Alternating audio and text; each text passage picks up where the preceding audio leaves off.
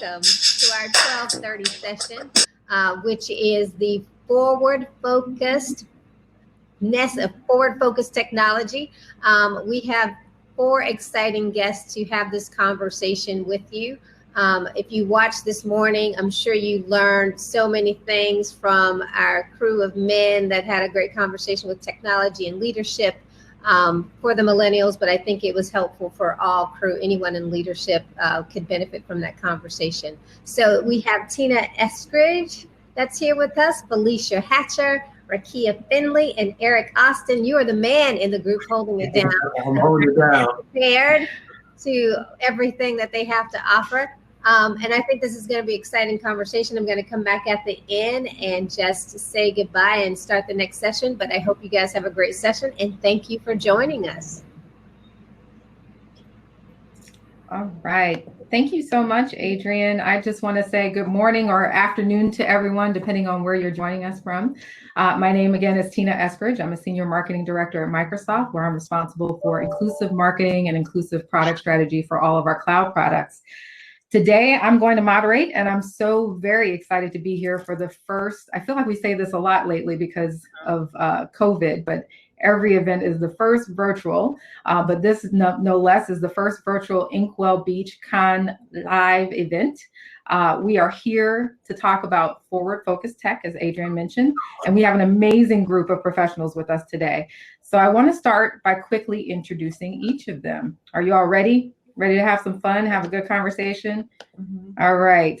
So first, I'm going to start with Rakia Finley. Rakia is the founding partner at Cooper & Vine Studio, an American software executive, women in tech initiative leader, full stack developer. She's a Salesforce MVP, a mother, a private investor, and philanthropist. She's best known for her work with the Obama administration on their Girls in STEM initiative, and she continues to develop innovative technology solutions and community initiatives that promote diversity in STEM for girls of color. She was named Femtech's 2016 and 2017 Powerful Woman Programmer. She's also one of the highest earning African-American females in the software industry and North America's first Black female owner of an artificial intelligence software and product development firm.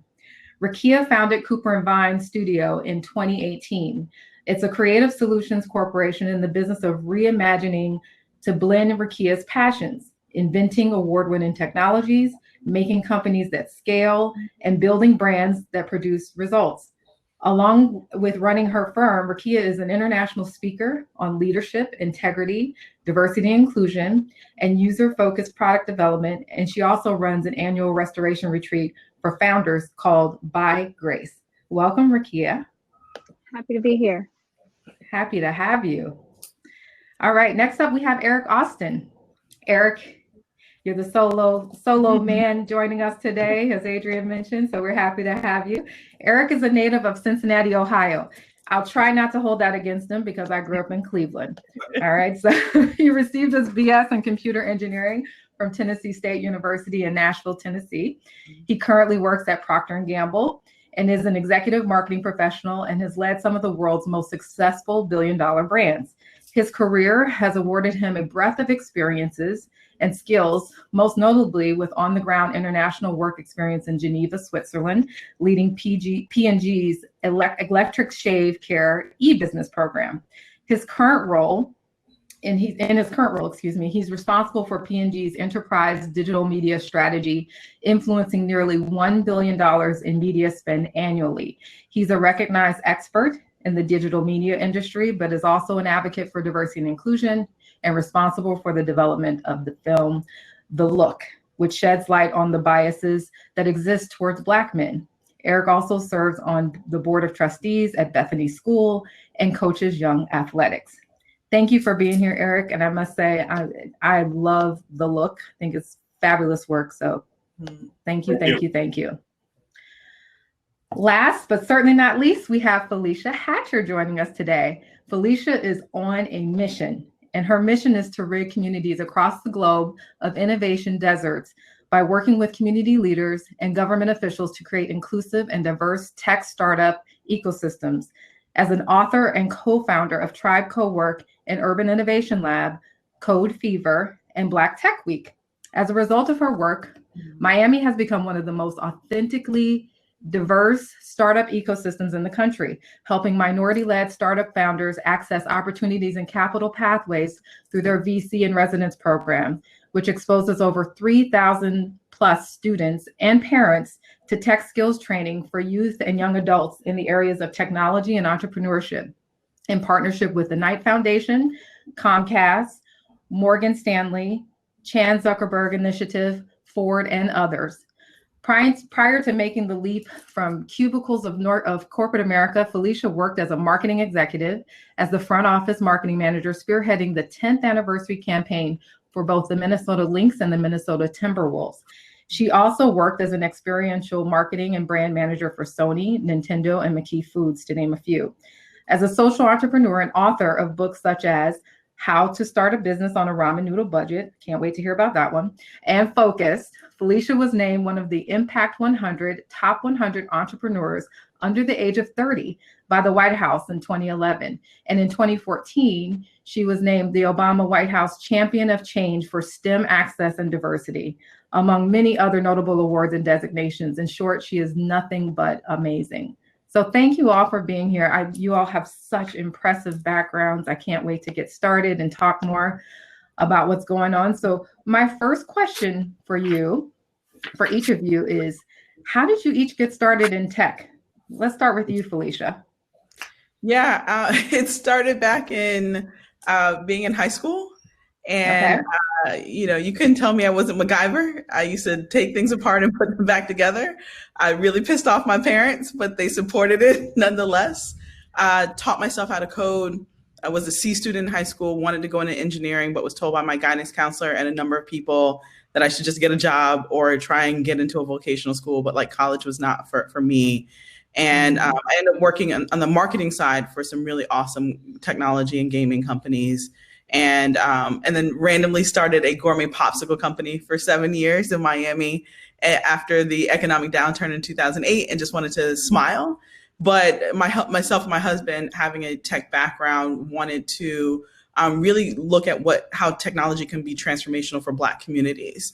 And so, a lot of the work that we do is really around building ecosystems and building and supporting smart Black communities, because we're often left out of the smart cities conversations. And we have major contributions that we have made historically to the innovation economy, but oftentimes we're not valued and then not equipped with the right tools, the networks, the funding, or respectable amount of funding, so that we can continue to add value into the innovation economy. So as an entrepreneur, that became like our approach over the past 6 years with building Black Tech Week, as just like a convening space of like bringing really dope Black people together that are building things, have a really strong commitment to community, but then really strong commitment to building really amazing products. And then what does it mean to then house like an innovation space in a Black neighborhood? One, to make it accessible, but then two, to make Black communities a center for innovation has been like our mission over the past 6 years. And so, yes, starting to learn how to code as, in high school, and then it really kind of turning into transformational kind of social innovation, social justice, technology work is where our work is centered today.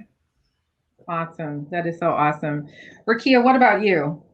How did you get started in tech? Like Felicia, high school, thought I was smarter than all the teachers around me, really was enthralled with the computer room, learned HTML in high school, and that kind of sent me in a journey of tell me more. I'm a product of a single mother. My mother worked at Washington Hospital Center, and they at the time were looking for interns, and I became their microfiche organizing intern. And through that, I learned a lot of data entry. And I went to one day, the CTO of Washington Hospital Center was walking through the office space, and I walked up to him and said, "Hey, I've been doing your data entry, your microfiching, and I think I can build a better database system than what you all have around your medical billing." I was 16 years old, and he said, "Yeah, sure." He gave me the summer to do it, and I turned what was at that time a completely paper process in medical coding to a 98% all digital process. And from that, walked into a boardroom where they said that I had increased their accuracy from 70% coding medical accuracy to 97%. And that felt good. And I kind of got addicted from there. I went to college to I thought I was going to be a teacher because no one really knew what tech was. This was early 2000s and didn't really come from a product of that reality. So I went to school to be a teacher with sociology, and everyone had a college hustle. My college hustle was I would build calculator databases for econ majors to help them cheat on their homework. And that led to me interning at a orphanage. And the pain point of that orphanage was that they were losing paper track of their orphan data. And they were just losing track of the kids' information. At that point, I was running out of money, couldn't pay for school anymore, and went to that executive director of that orphanage and said, hey, how much would you pay me to work here? And she said $35,000. And I said, well, how much would you pay me to build you a database that turned your entire paper process of the children in the orphanage to an all digital process? And she said, how much would you charge me? And I said, and I told her $27,000, which was my college tuition for the next year. And she said, okay. And she paid it to me in one check. And that kind of led me on a journey. So I started my first development agency when I was 19. From there, I built 4 different software database development algorithms that I would implement into systems. So I created my own licensing software. Before I was 21, that led me to Starwood Hotels, where I built the first online booking system for a luxury hotel. And all that happened at a very young age. And I was just really excited about what I was building. From there, it led me to continuing to build technologies and ideas for other people. And it continues to be really fun, and all with the goal to solve a problem. Data from there became really exciting. And since then, I kept getting certifications because at that time, they would tell you to be a really great developer and you had to know all of them. So before I was 25, I knew 17 different digital frameworks from international and US, and we've been going ever since.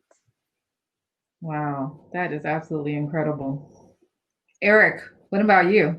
What got you started in tech? Yeah, no, I mean, I'm inspired by a lot of these stories. Very similar to Felicia's, though. I mean, I grew up with a curiosity of building and creating. My dad was the ultimate do-it-yourself person, right? He didn't take a car to the mechanic, fixed all the cars himself, was the handyman around the house, and that's what I witnessed growing up. I also had an artistic mindset, and all of this as I was growing up. I'm dating myself with this, but my mom bought me an Atari 400. I don't know if anybody knows what that is, but it was the first Atari with the keyboard, and you actually did some programming and coding, and I fell in love with it. And then when I went to Tennessee State, I started off with engineering and fell in love with coding as well, and into more computer science type of work. And then I ended up getting hired at Procter & Gamble, and I started off in the IT division with responsibility for telecommunications for voice, video, and data. And the mission was around converting all of those systems at the time to voice over IP, video over IP. So I did that for a few years, but quickly migrated. I mean, P&G is a marketing company, so migrated into the hair care category, where I was managing interactive marketing. And that's really the early forms of digital marketing within the company. This was in the early 2000s. And I recall really just tin cupping, going around the different brands across the company, asking for 1-2% of their total marketing budget to invest in digital. And people were like, why do I need a website? What are you going to do? What kind of information are we going to put out there? So I got introduced into the digital space very early on, but I traditionally went into the classic forms of marketing, brand building at P&G, working in hair care, hair color. As I mentioned, worked overseas in our shave care business. So I have naturally combined the background of tech with the brand building experience that you get from Procter & Gamble. So, and currently in the capacity I'm in the ad tech space. So it's almost a blend of being a marketing professional and with a strong technology background. Always had a love for technology, and I'm one of those first adopters on a lot of things. But it started off with a curiosity to create and build, and I think the tech space is all of that within the industry. Awesome. Yeah, the reason why I wanted to start with that question is because someone asked me that question a couple of weeks ago, and I thought to myself, wow, when did I get started? Much like you all, Eric, I had a Commodore 64 before the Atari. Exactly. My mother wouldn't, if she wouldn't buy the video game, I was with you. I was right there typing it in on that cassette tape and recording it. So I think it's an interesting question, and one that's good for people to understand that we've come such a long way. And it's incredible to see how each of your careers has followed this path. But first I want to start with you, Rakia, because each of you have said some different, very interesting things. But Rakia, you just recently launched an app. Tell me a little bit more about that.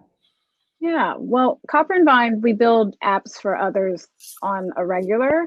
We rarely build internal software. During this time of us really fighting for the equal rights of Black people in this world, it was really apparent to me and my team that technology as a whole has a responsibility on what we're producing, what people are digesting, and how people are receiving information. And our very first call to action during the time of protests and people really attempting to get involved was a call to action internally to our tech industry and saying, hey, what can we do together that can help guide these conversations? And it was really jarring to me as someone that's been in this industry for almost 20 years now, and hearing so many selfish plans from technologists around, we understand the problem, but it's almost not our fight. There's no one writing a check to help with this. And my firm is all women, and my firm is also all African American women, including all the developers, the product developers, and the engineers on Copper and Vine's team. So we all came together and said, hey, this matters more than anything else, and we are solution-based people, so what is the solution? And that led us to step forward. So it's in the Apple Store right now. It's STEPFWD. And it's a very simple app. We call it the Productivity App for Equality. And all it is sourcing every amount of call to action that currently exists under the fight for the equal lives of everyone on this world. And it's encouraging you to take one step at a time. But what it also does is it makes sure that everyone that utilizes this app is getting the same information, is sourcing the same education, and is coming to the same beautiful moments of relating to what's happening right now. But then also there's beautiful components to the app as well, where we ask you to reflect on every step, because not every step is great. Calling a whole bunch of council members all day isn't fun. So you also get to reflect on that and have mental health around it. And you get a confirmation, you kind of get a reward or a ticket after every step. And it's a beautiful illustration done by a Black artist. And you can click on that artist and you can follow them on Instagram and connect with them further. It's a personal app, but it's also an app that allows us as data scientists to really see the steps people are taking. And it's been a really fun project. We partnered with our favorite graphic design firm that we partner with our client projects, and gave them the same call to action, and they designed the app. And we had a really great time building it, and we built it in a way that it supports inclusion. So it doesn't just work in the US, but it works in every continent that exists. So it's what it's called is a low data component app. So it really showcases what inclusion technology, inclusion development also looks like. Thanks for asking. Yeah, no, that is incredible. I wanted to hear about that. I'd heard a little bit about it, but nothing like hearing you explain it a little bit further. Felicia, for you, you've been an innovator for a very long time. And one of the things that I'm curious about for each of you, but particularly for you, Felicia, is how do you choose what's next? Because there's always something to tackle when it comes to, Rakia is talking about using data to solve for problems, some of the most pertinent problems that we have in this world. How do you figure out what's next to tackle? I wish there was an easy way to answer that question. Mhm. I guess the easiest way to answer that is really kind of having our ear to the ground in our community about what the needs are, and how technology can either solve that or accelerate the process into some sort of solution, right? Is how we like kind of look for ways of solving problems or what's next for us. I think as entrepreneurs and people that are problem solvers, we're always asked that question while we're still working on the thing. That can be really frustrating at times because you're like, no, I'm like, this is the thing that I'm working on and I'm still working on this thing because this problem still has not been solved. And so that's for us how we look at it. I think as it relates to like our work, for us, we run convenings for a really long time that have just connected people to resources, and also kind of like position Black communities to be a resource magnet in a way that it has not been in the past. Kind of moving forward, what we're looking at is like we're restructuring and we're rebranding to like be the Center for Black Innovation, and a think tank, and really using data to be a better like resource for our communities and for organizations, especially as it relates to the tech resources that we need. I think, as much as we can kind of go look at like the digital divide and the issues that are faced when COVID hit, like that question came back up where it was kind of this thing that had been pushed to the side, right? Like digital literacy was this thing that we didn't really talk about because it wasn't as sexy as teaching kids how to program or teaching adults how to program. And then when COVID hit and we realized that these were still huge problems that were left unsolved, kind of swept under the rug in our communities of either not having access to the hardware so that they can be able to learn online, businesses not having access so that they can even apply for basic, financial assistance for the government to keep going. So as much as we have to look forward, and we should be looking forward and having those spaces, we also have to make sure that the basic necessities around technology are also being met in our community. And oftentimes they're not until moments of crisis like what we've seen over the past few months. Yeah, that's a very good point. And I think, we've been talking about this a lot internally as well. How do you not create a bigger gap, right? Yeah. That's the current problem that we're facing with COVID-19. And, it's a pretty big undertaking. Eric, for you talked a little bit about, using, being in the ad tech space, particularly. How do you look at innovation on the marketing side, being in that space? Like, what does innovation mean to you? And like, what's going to happen, 2, 3, 4 years or more out? Yeah, it's a great question. From an innovation standpoint, I mean, if you think about P&G, it's one of the world's largest advertisers. Our goal is to reach consumers effectively with our communication. And we look to extract the waste and make sure that we are reaching people efficiently and effectively, one-to-one. In many cases, and ad tech is a great platform to actually do that and make messages and communication more relevant for the consumer. So, for example, we're very choiceful in the ad tech space. We're very intentional about exposing a message to a particular consumer, and making sure that we can get the information back from that impression, so that we save the next impression exposure to make your experience even better. So ad tech gives us that capability to extract the waste, to avoid a lot of the over frequency, which is an annoying factor to consumers. And also it gives us the ability to personalize the messages as well. So making communication more relevant to everyone in an individual way. So that's how we are looking at ad tech. The brands look at it as a preferred method to really look at media as a business and category growth driver, and looking at how do we reach the right consumers with the right message at the right time at the right cost. So ad tech helps us deliver that communication more effectively. Yeah.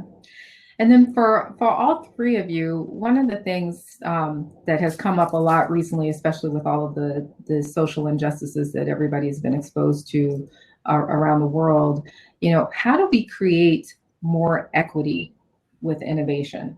Each of you have different areas of expertise on the tech side. Tell me a little bit more about how you think about driving equity within your areas of expertise, particularly for Black and Brown people. I mean, I can lead off with that. In the advertising and in tech space, definitely looking for more equality.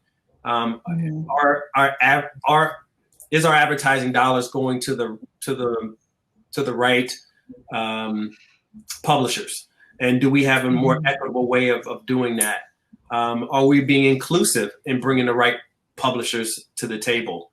Are we advertising on platforms that share the same values that we share?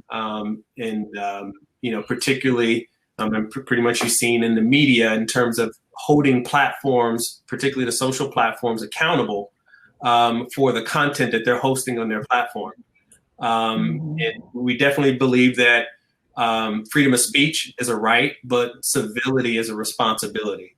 So we don't want our advertising showing up against anything that's violent or anything that is hate speech, et cetera. So we use our voice and our influence in the industry to ensure that our advertising is being used in a way that drives equality, that drives brand safety as well. Mm-hmm. And how effective do you think that would be? So you're referring to, I'm assuming, the current boycott for Facebook, and a lot of brands have backed out because they feel like there hasn't been any sort of censorship for some of the hate speech that's going on the site. How effective do you think that kind of leverage will be? I think it's effective, and I wouldn't use the words of a boycott, but it is using the influence that advertisers have in the space to drive change. And you can see some of the efforts from the likes of Unilever, the likes of Diageo, and in the automotive industry. But using their dollars, it's the advertising dollars that are funding these platforms, but using that as a way to influence change and ensure that those platforms are contributing to more social justice and equality. And Rakia and Felicia, what about you? How do you think, how do you look at, equity or driving equity for Black innovators and Brown innovators? I would say from our perspective as a product development agency, we want to see more bold founders actually creating proprietary innovations. And where there's a number of layer of efforts, and I'm excited to hear what Felicia says. There's a number of efforts that have to take place to make that happen. We need Black and Brown entrepreneurs to be more bold with their ideas. Right now, there's a rhetoric that we have that we get to really work on more around Black founders being very aggressive about finding investment. But that in turn is actually giving away equity. But if we're having the conversation on what equity is in the tech industry, it's building really bold ideas and investing in it in a way where you're getting patents. We still have a very low number on the amount of Black founded patent holders. So that it's also not having a VC plan, waiting till it presents itself to you. So actually starting a bold idea with the intention on really keeping it within your community. We also get more innovative around how we build products. Right now in the tech industry, we see a lot of Instagram for Black people or this technology for Black people. And that doesn't really serve us because you gain more land with more capacity. So we need to start building from an inclusive idea of I'm building the solution for everyone. And I also happen to be a Black founder. I mean, we need to support that more. So if there comes a day where there is a better opportunity for technology that is founded by a Black person, but it competes with a known, social platform or a known software that you use, it is as a user being very responsible. I think there's also a level here around user responsibility, around are you picking the app between the one that everyone has versus the one that you've done the research on and has an inclusive and diverse founding team, if not a Black founder. And being aggressive with what, not being willing to be really agile about the softwares that that you're actually producing. There's also a huge data component around equity. Black consumers, Black digital consumers are some of the highest metadata providers for advertisement, for just marketing efforts in general. We give so much of our data away in exchange for everyday digital products. And it's us getting really, really aggressive, reading the terms and conditions, taking your data back, being really decisive and strategic around what you say you're going to hand over. And so, and knowing that you as a Black consumer, when you produce data to a company, you actually are producing a higher metric of marketing understanding than any other diverse race group. So being proud that you are a user that people want to have and showing your protest and your efforts in your user base is just as powerful and supports these Black founders keeping their equity. So. Yeah, I agree with you 100%. Felicia, what about you? One of the things, obviously you're very focused on, how Black and brown communities get started, and I want to hear about tech. How do we create more equity and innovation? But I also, you've written this book about how to start a business on a ramen noodle budget, and based on what Rakia just said, the thinking around, people having more equity themselves, right, versus giving that away. I hadn't heard it stated that way, Rakia. But for you, Felicia, how do you think about driving equity and innovation in the Black and brown communities based on the work that you do? Yeah. So, I mean, there's always this question around kind of like equity and like equality, right? And our team always talk about, once we reach equality, then what? I played sports for most of my life, and our coach was never like, we want our team to be as equal as the other team. Like, no, we want our team to be as competitive as possible so that we become the destination that you look to when you're looking for top talent, when you're looking for culturally relevant, whether it's content or software or hardware that respects the end user for like their contributions, right? And not often looking at them as their obstacles or like this added bonus that we end up getting, but we're not actually marketing our messages like towards them. And so for us, it's like, how do we make sure that we're more competitive, and how do we build our community so that we get everything out of it that we need, especially when we're talking about building businesses, building startups and technology that actually is more responsive to like the needs of Black communities, and for everything like Rakia said, right? Like our contributions, our data, the way that we lead, the way that we influence, like all of those things have rich value, especially within the tech space, but they're often not valued. They're often like this added bonus that we end up getting, right? And so, I think even as we're talking about building startups and tech professionals, one of the things that we have to do is redefine what it actually means to be a Black founder building a company. Because if we're following lean startup principles, which is like the Bible, it's like it doesn't make sense for like how we commerce, right? Like how Black people do business in our communities. The first part of that is the friends and family round. And so if we're talking about, like kind of like equity and making sure that like we're having representation in our communities, it starts with knowing that that's usually not the first area in which we are able to seek funding. So then we have the luxury to actually be able to innovate. And so why are we playing this game knowing that we can't have that first step oftentimes, right? Not to speak in general step, like the general way of startups are starting, but our families do have money and we do have pockets of wealth throughout the country in a lot of these cities, right? That we can lean on, we can restructure what it means to invest in friends and family. We can create toolkits for family, when outside is back open, right? For family reunions, being able to have what a friends and family round conversation looks like there are tools that can be created to make sure that we can have these financial conversations so that our friends and family do know how to invest in our companies. What we've seen with Black Tech Week and like members at our spaces, most time our founders are actually building small businesses that happen to play play okay or pretty well in the startup space, they're not actually building startups. Why is that? Because they don't have the initial funding. And so they actually have to create revenue models that bring in money to be able to support them. That means that they're building a more traditional based company that is not going to accelerate rapidly in 2 years, that doesn't really have a repeatable model. And those are the things that we look at as being startups. But that doesn't mean that that company can't win.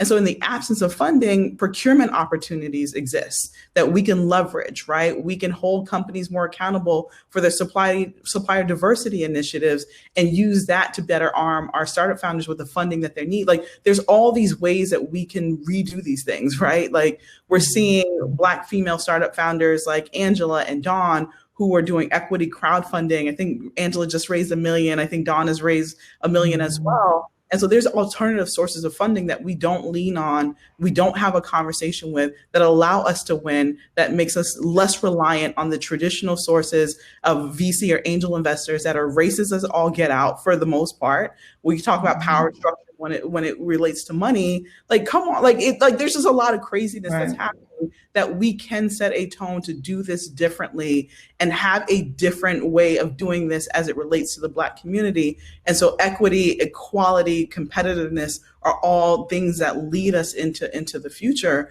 I mean, the most upsetting thing that we see is we work with adults and then we work with young people, is that like, one, there's the financial side of it, 2, there's the innovation side of it, but then 3, there's the survival side of it.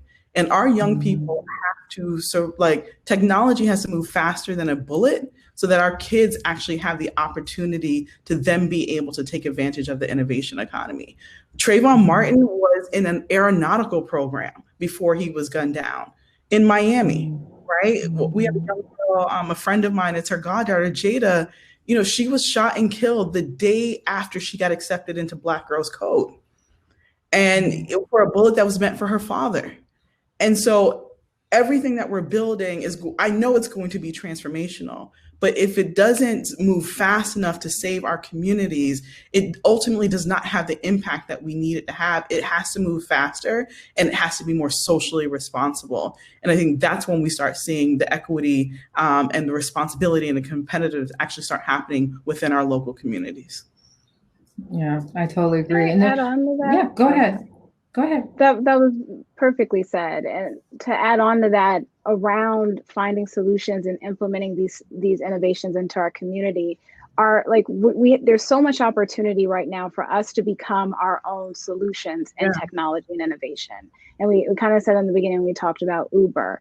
It is, we have full right to build applications that only service the pain point of my 2-block radius, right? That is okay. You can walk up and down the street and tell every one of your neighbors to download that app that solves that problem. And maybe that problem is you're in a food desert. It's an app that will source everyone's grocery store needs. And that one person that's going to the grocery store will agree to service someone else's for a delivery charge. That little bit of commerce that you created actually kept $1 in your community longer than if they would have used Instacart or anything else. So in regards to Black founders really getting innovative and taking full stake of equity, get okay with being solution-based just around the pain points that you see around you. And it doesn't mean that that app is only for your community. Now you literally just built a software that is community-based, that it can be licensable to anybody who lives within 2 blocks of a food desert. And now you have a proprietary technology that I just thought of that, but that nobody has, right? And now you're patent pending, and now you have equity. So sometimes we look at equity from this perspective of templating what our white counterparts in tech have done. But what they do not know are true pain points of our culture. They're just guessing and shooting in the dark. So we know that, and we get to actually start utilizing that data to be solution-based and to take the equity that no one's grabbed yet. And historically, we've done that, right? And so when Laura was talking about the Uber story that I always tell, like the utility of like Uber Pool, of like strangers piling into a vehicle and paying a little bit of money to go from point A to point B, like it existed in the Overtown area of Miami for 30 years. It was called like the jitney taxi, right? And in Jamaica, Right. it's called the Judah taxi. Yeah. And in Haiti, it's called Tap Tap. And these like ride sharing, because the technology, like the transportation industry, infrastructure didn't exist in our communities, but we had to go places, existed. Like we've always solved problems for ourselves historically, Airbnb, like after slavery ended, like we were sharing homes, Right. homes, and those that can contribute, could contribute, same thing with like Kickstarter and Indiegogo and these crowdfunding platforms. We pass the plate in Black churches every Sunday. Like we've been doing this stuff. In the Caribbean, it's called Partner. Throughout the continent of Africa, it's called Susu. And so like we cannot be mistaken like that we don't have the ideas, because we've always had them. We've always solved these problems in our communities out of necessity. What has not happened is that, people laugh at our ideas. They say they're hood, they say they're ghetto. You just put, taping stuff together, and then it doesn't get the respectable amount of funding in order to accelerate it. And people don't look at the way that we solve problems in the Black community and say, if we are solving them in these communities that have, we can go through the long list of lacks, and they're still solving these problems despite having the right amount of resources. But what if this is a problem in Overtown, is this also a problem in Harlem? And is this also a problem in Brazil? And is this also a problem right? And so the global outlook or overlay of like, if this problem is being solved locally on my block, it is also a problem that exists everywhere else.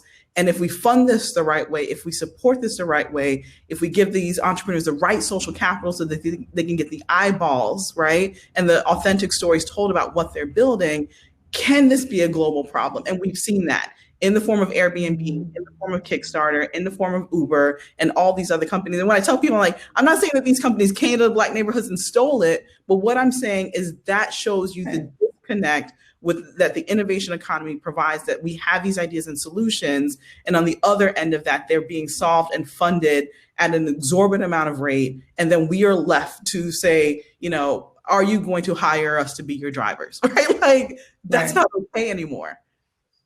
All right. No, I totally agree. I mean, you're right. Even to this day, many of those ride sharing solutions exist depending on what country you go to. Like it's right there in front of us.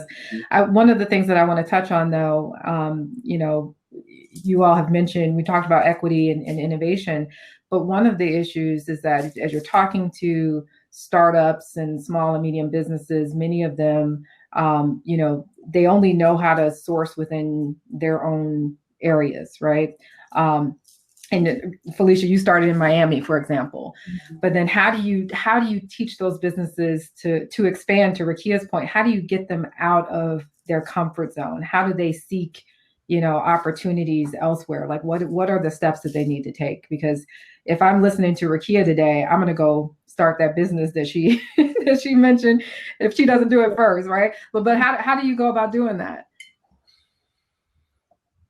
That's for you, Felicia. Oh, sorry. I was like, I just hogged the mic, so I was trying to give it to somebody else.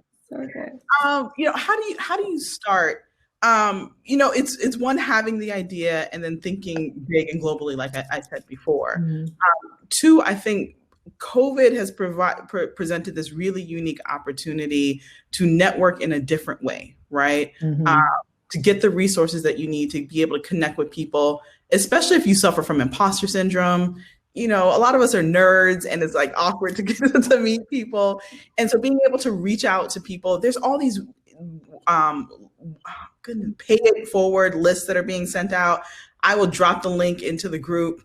The CMO of Bomba Sock sent me this list. It's like a pay it forward list. There's about 1,000 people on it that are like, C-suite people from all these major technology companies. Just like, here's my Calendly link. Like, just schedule a time. I'm happy to get on the phone and workshop through your problem, mentor you, or whatever. And so, like, anytime I can tell people, I'm like, please, Black people, just use this list, because we're getting access in a way that we have not been ever before.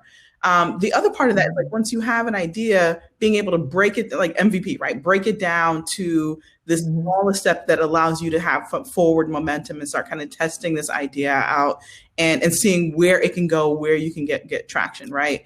You want to open a university? Probably not the best thing to do right now. I mean, although Harvard's still going to charge $50,000 for the upcoming year, but that's a whole other story. But you can start, you can take your idea, leverage your social network, leverage the network of other people, and launch a teachable school that allows you to monetize on your idea right this minute and be able to test out that concept and see if it's viable.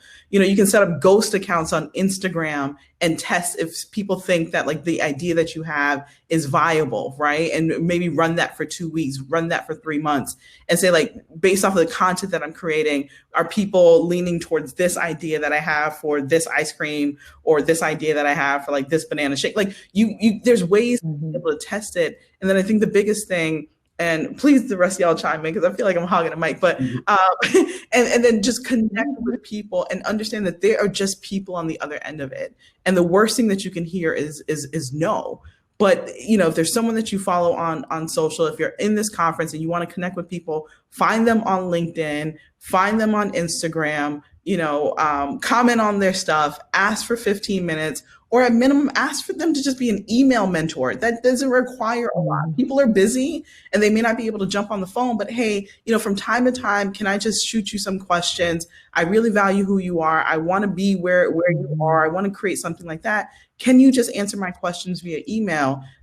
The worst thing they're going to say is no, but oftentimes they're going to say yes because they want to help you. Right. They want to support you. And it just has to be a way that kind of fits in. And there's like little to no commitment, right? Yeah, after hearing Felicia speak, I think there's two things that come to mind for me. One is from a low-hanging fruit standpoint, let's use our position of power, right? People that are already in position, and go for that minority small business and bring them into the fold of the work that you do. So I think we all got our own decisions made where we could actually make some calls and bring in minority suppliers into the business. You don't always have to go default to the supplier that was in that the incumbent supplier that was in place before you got there. You can make a call and bring in a Black creative agency. So I'm in a position of power to bring in new agencies. That's exactly what we did for the Look. But even in the tech space, you can go and give that young Black entrepreneur a chance. Even a small chance, right? It takes a lot to get these minority small businesses into the procurement pipeline. But if you just get one in, I think that's a huge accomplishment if we can just use the decision space that we currently have. The second thing for me is to create more of the pipeline of entrepreneurs, starting at a young age, right? So I do think we need to change our curriculum in our schools to encourage young people to actually embrace their ideas. I mean, I think we are very creative people. We have great ideas, but a lot of times it just fizzle out because of lack of encouragement and support. Yeah. I do think that we need to change the education system to encourage people to follow their dreams, follow their passions, be an entrepreneur, and support those with VC funding, venture capitalists, or corporations that actually give back and get these ideas into the workplace. So those are the two things I think I have it come to mind as Felicia was talking about ways to actually drive more equity. Yeah, I agree. Go ahead, Rakia. I would just add, I would sandwich both of those things in the middle of build the idea, get it out of your head. And it's easy to garner an imposter concept around, I don't know how to build it, I don't know how to code, but you can literally create a slideshow presentation and show the flow of your idea. If you're a service product, write down your service offerings, create your contract, we like to say a lot in my firm of we stay ready so you don't got to get ready. Just have it ready and get it down on paper, because none of these resources and none of these tools and none of these doors open mean anything if you haven't taken your first steps forward into building your idea. Try your idea on. I am a walking example what it looks like to just try your idea on. And to get very bold and big with your idea. Be very careful if you're telling yourself this is something for this very small particular group of people. get very honest about the problem you are solving. And if you lean into that, it just makes creating your idea a little bit bigger. Create the one website, doesn't have to look great. Try your hand. I posted on my Instagram yesterday, I found my coffee mug from my very first firm that I created when I was 19. I made my logo on Microsoft Paint. It is horrible, but like, right? But I can say that I have that. Try your idea on and really get to the point where you get it down on paper. I've mentored and consulted way too many Black business owners who just come to us and they say, I have an idea. And our job is to take your idea and actually build it and launch it at Copper and Vine. But they come to us and say, I have an idea, and none of it's been written down on paper. And we spend most of our time working with them actually creating their idea on paper first.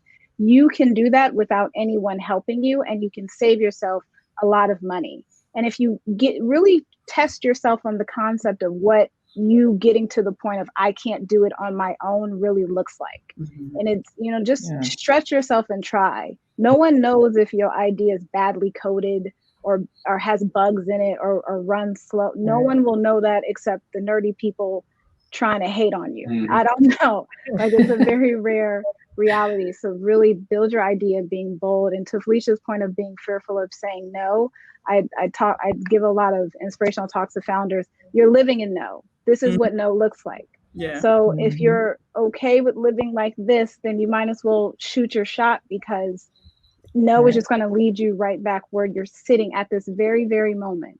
So just shoot for yes. I would say don't be afraid to fail, right? So, I mean, small businesses and you think about some of the most successful people, they've iterated over and over again. They have hit multiple failures, which has actually fueled bigger ideas from those failures. So I would say definitely that, and making sure that you can continue to push and don't be afraid to fail.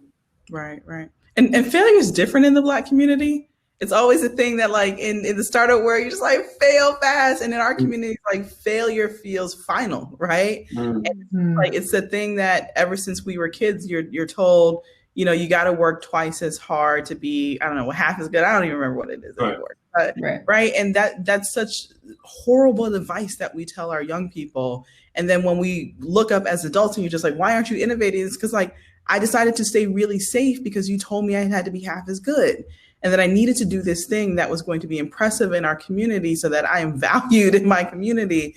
And so that does not breed failure, right? And iterating until you get it right. It breeds like, let me be very, very safe. And so I think when we talk about, Eric, when you said training them at a young age, if we can remove that out of the conversations that we have with our young people, the conversations that we have in our communities, it then opens us up to a world of possibility just from like the mindset of what we have as possible. I know we all like see entrepreneurs every single day that just, they feel so deflated, but they have amazing ideas.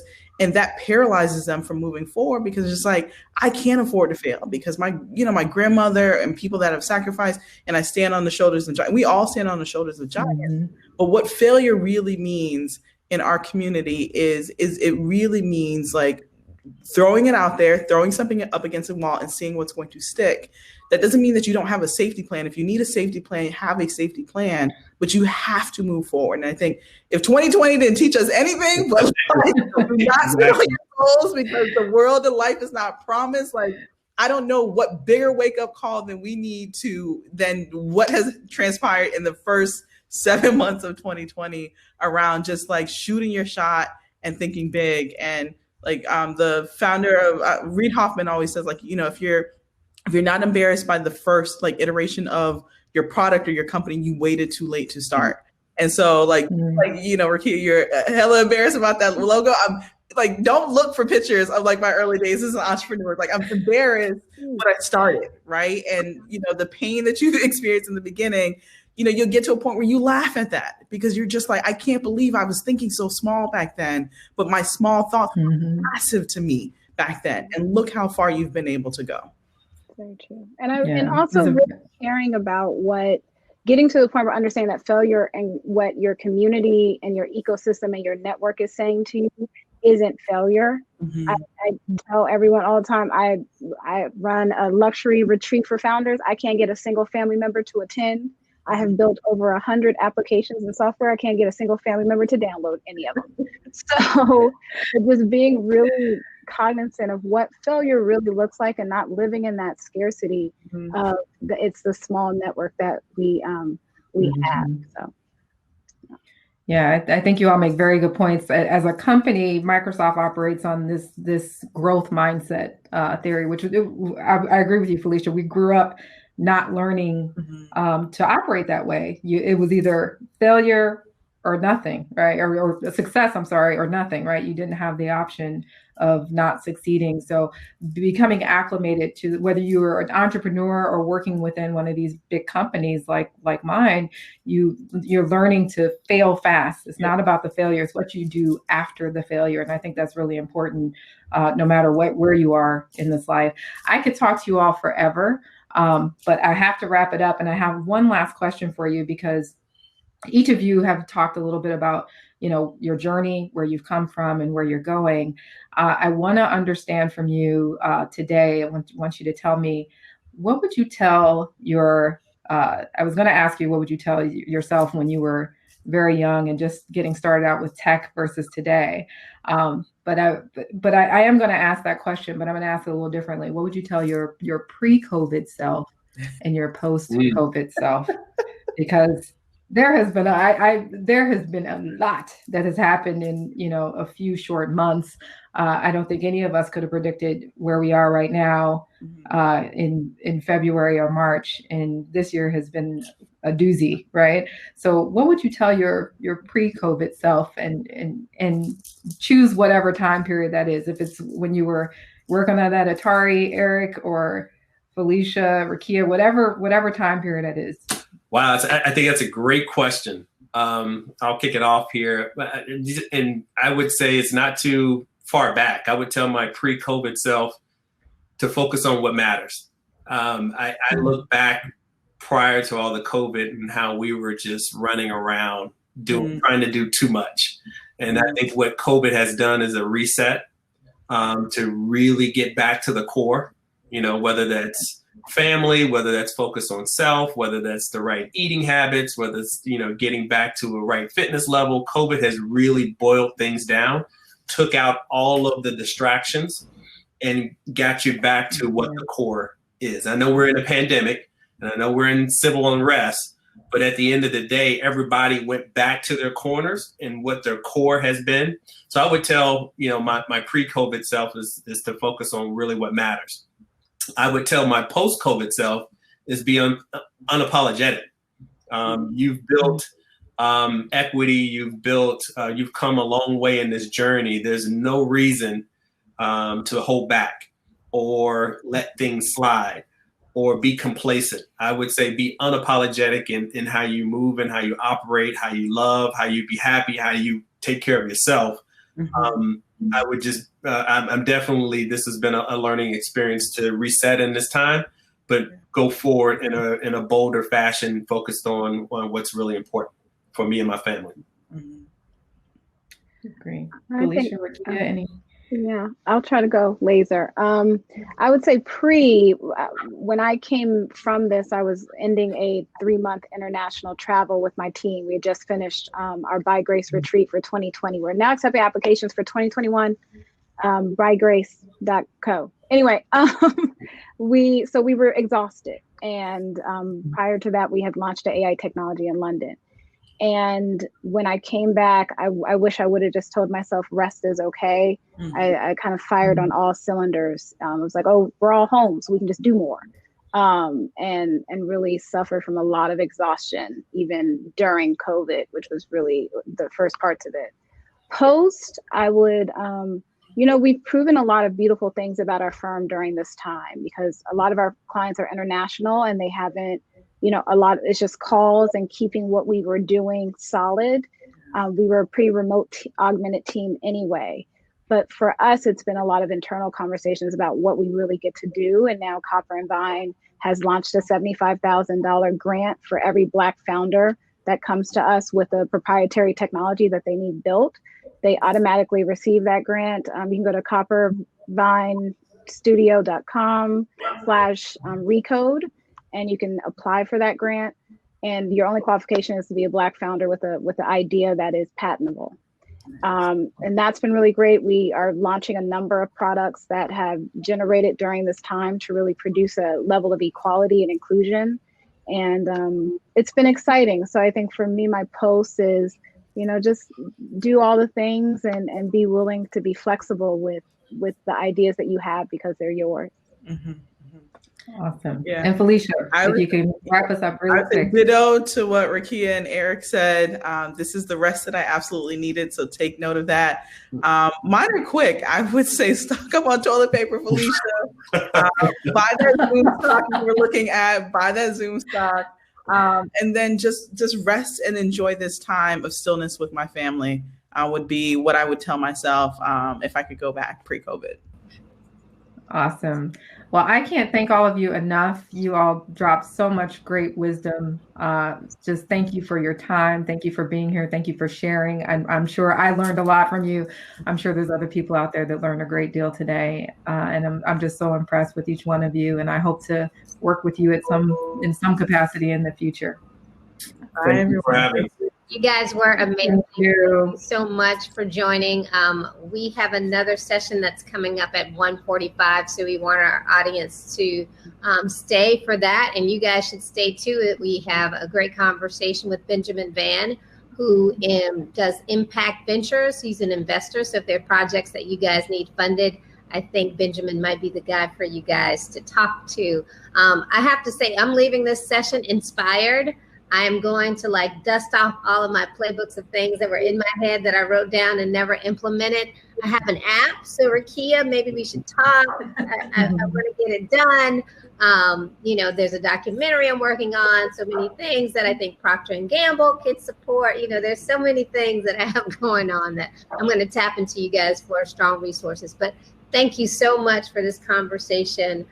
This is definitely one that I think people will benefit from. It's Tech Tuesday, the smartest minds.